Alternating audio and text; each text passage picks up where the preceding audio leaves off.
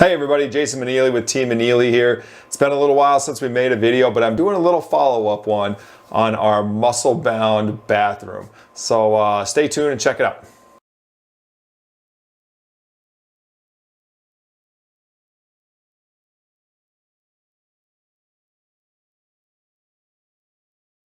We've had a couple people on YouTube request a little follow-up on the muscle bound.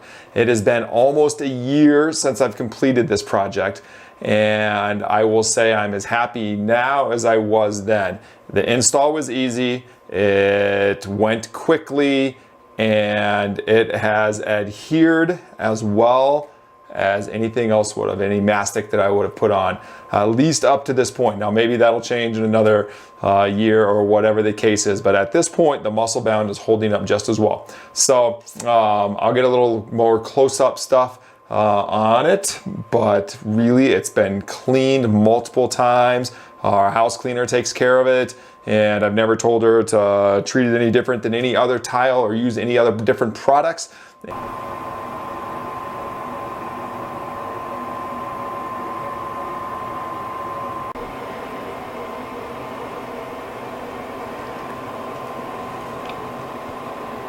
So the only issue that I think I would have to call out on this project as a whole, and the tiling aspect of it, would be potentially the subway tile and the natural grout lines that they put in it. They're super small, and when you grout them, sometimes they don't want to stick. And it takes a little more effort and a couple reapplies to make sure that it is staying where it is. You can use a couple additives to it to help it hold a little better within those little tight lines.